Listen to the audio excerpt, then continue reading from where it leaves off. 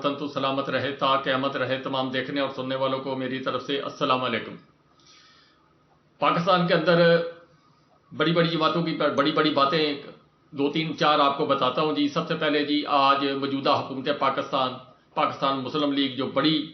کبھی جماعت ہوا کرتی تھی، آج بھی اپنے آپ کو بڑا تصور کر رہے ہیں. آج کل مکمل فل پتے ان کے تاش کے ان کے ہاتھ کے اندر وہ کھیل رہے ہیں. آج ان کا انٹرا پارٹی الیکشن ہوا تھا جس کے اندر حسب روایت دہائیوں کی طرح محیط ایک فیصلہ جو آنا تھا وہ متوقع فیصلہ صدر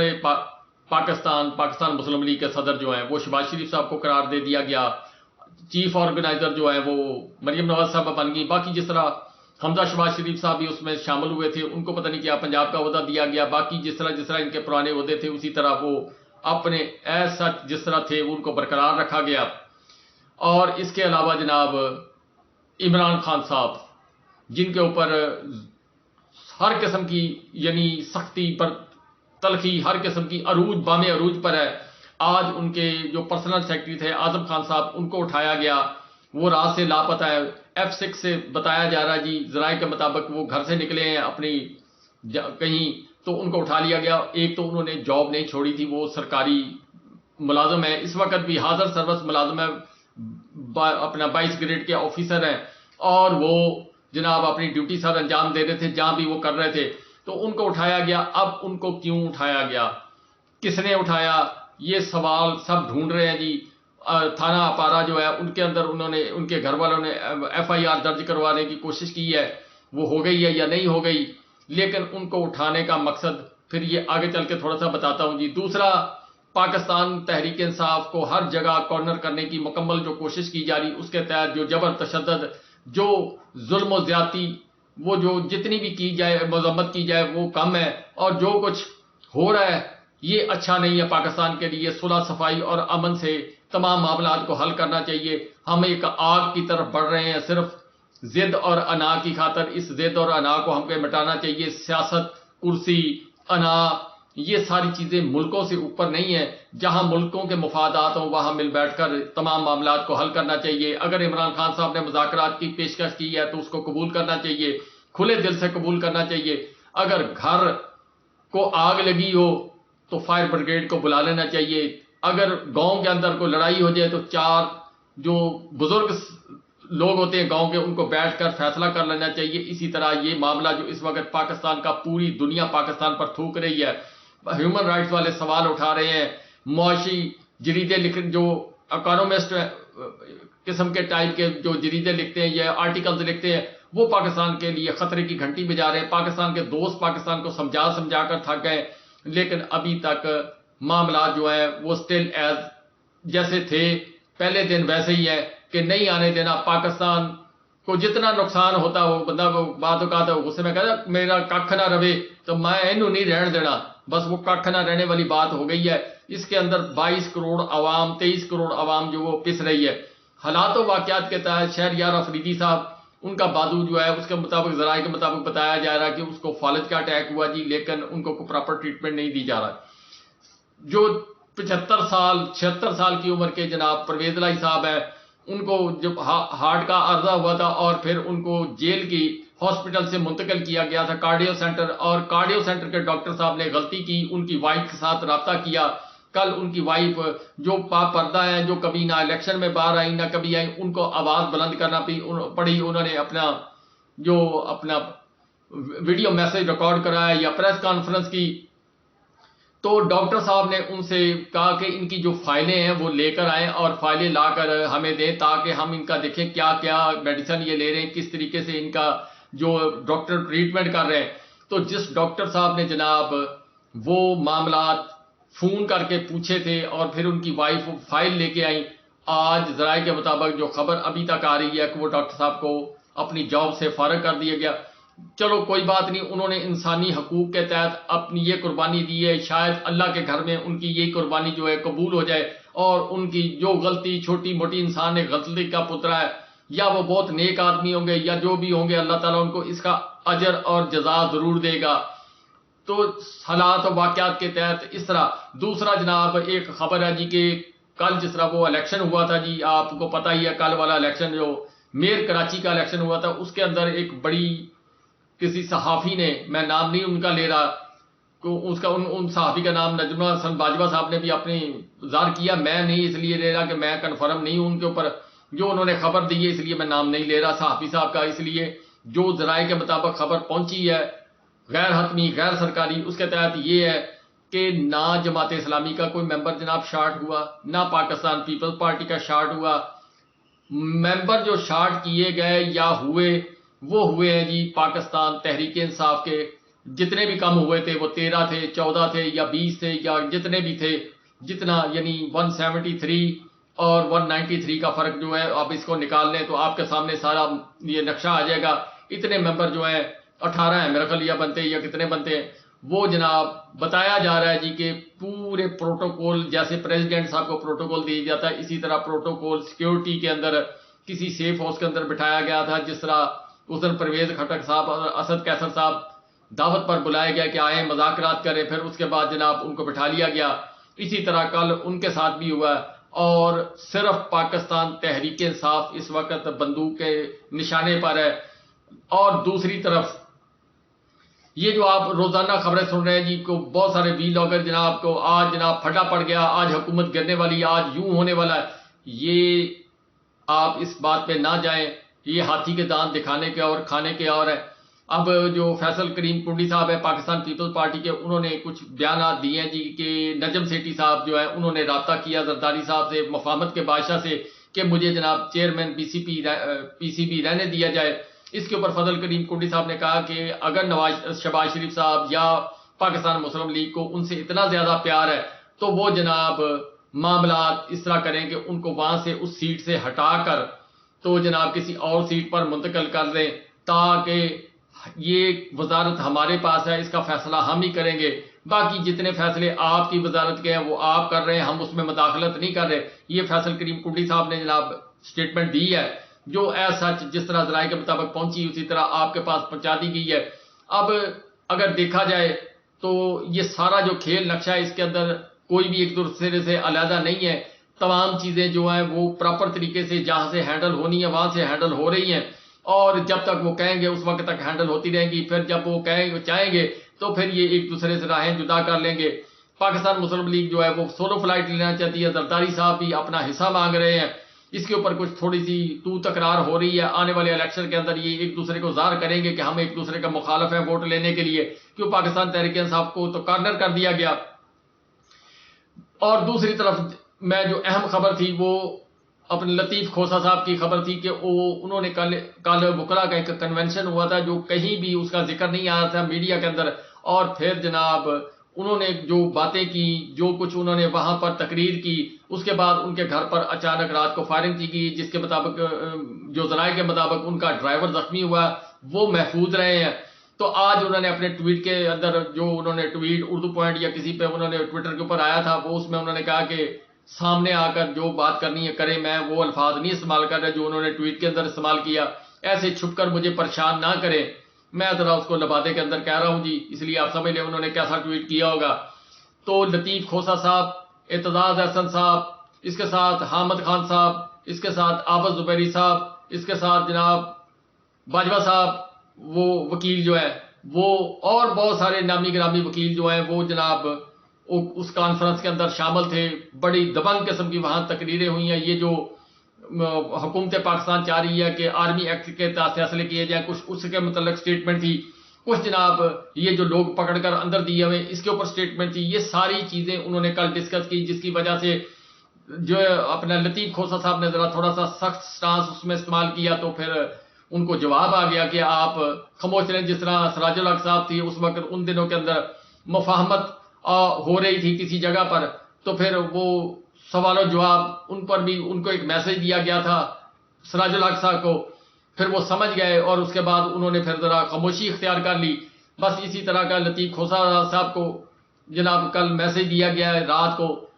تو اس کے ساتھ ساتھ پاکستان تحریک انصاف کے جو اظہر صدیق صاحب ہیں ان کو بھی ایک دفعہ میسج ایسے ہی دیا گیا تھا، پھر ان کو سمجھانے کی کوشش کی گئی تھی۔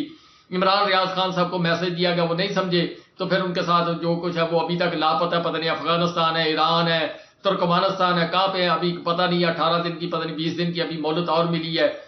تو وہ معاملہ جو ہے معزز عدلیہ جو ہے وہ پراپر طریقے سے وہ کہہ رہے ہیں کسی طریقے سے ریکور ہو جائیں اور معاملات کو حل کیا جائے. سمیع ابراہیم صاحب جس طرح باقی لوگوں کے اوپر جو ایف آئی آر درج ہوئی ہیں، شہین سبائی، موہت پیرزادہ، صابر شاکر صاحب، اور اس کے علاوہ اپنا وہ محاذ والے جو ہیں ان کے اوپر، اور اس کے علاوہ جناب وہ جو میجر صاحب ہیں ان کے اوپر، تو اس کے اوپر موہت پیرزادہ صاحب نے اپنا جو ہے وہ ایک ویلاگ کل بھی کیا تھا، آج بھی کیا ہے. تو انہوں نے بتایا جو صاحب جن کے متعلق پورا پاکستان کا میڈیا ایک دم حرکت میں آ گیا تھا کہ ان کو گرفتار کر لیا گیا، پاکستان لایا جائے گا. انہوں نے کہا کہ میں امریکہ کے اندر ہوں، میری تو ویسے ان سے کبھی بات بھی نہیں ہوئی، ایک دو دفعہ انہوں نے ویلاگ کے اندر ایک دوسرے کو شیئر کیا ہے. تو باقی انہوں نے کہا جی کہ وہاں جو امریکہ کی پولیس ہے وہ اور برطانیہ کی پولیس کا مکمل ایک دوسرے کے ساتھ کوارڈینیشن ہوتا ہے. جب میں نے ان سے پوچھا کہ اس کا کیا نتیجہ نکلے گا تو انہوں نے کہا جی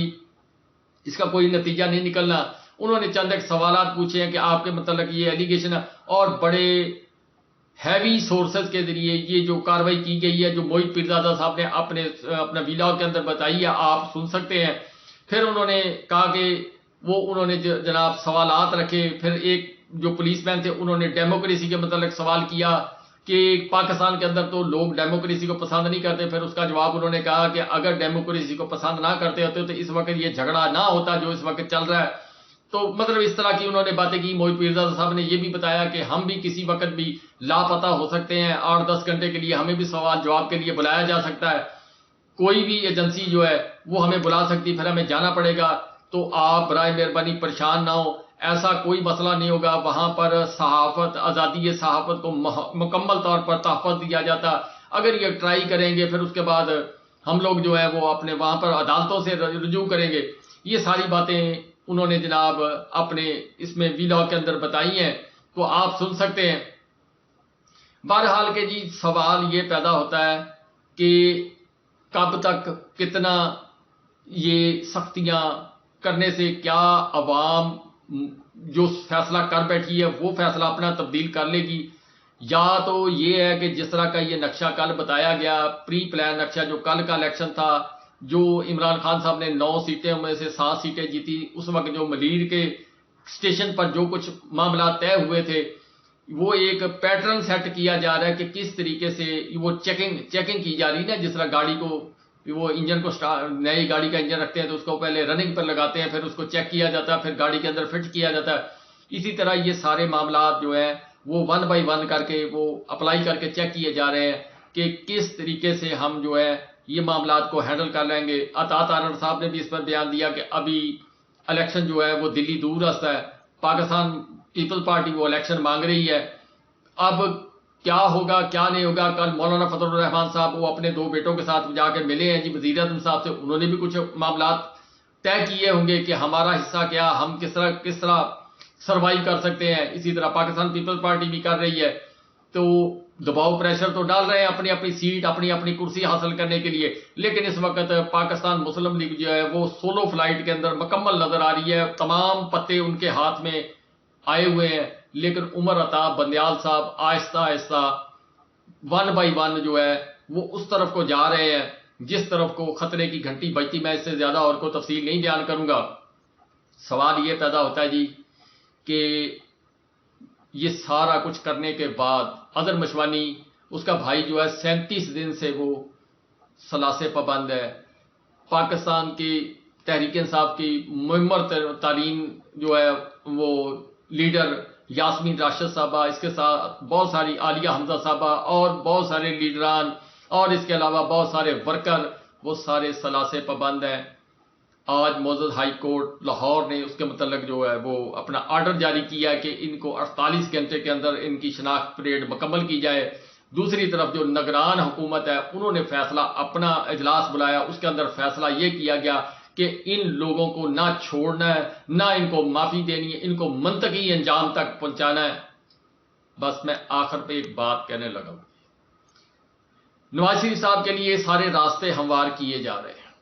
نواز شریف صاحب کے لیے سارا کچھ کیا جا رہا ہے کہ وہ آ جائیں، وہ سارا کچھ معاملات ہینڈل کر لیں گے. نواز شریف صاحب وطن واپس آ بھی جائیں، معیشت کا نظام ایک سوال، مہنگائی ایک سوال، پاکستان کو آگے کس طرح لے کے چلنا یہ بہت بڑا سوال، دوست ممالک کے ساتھ کس طرح چلنا یہ بہت بڑا سوال.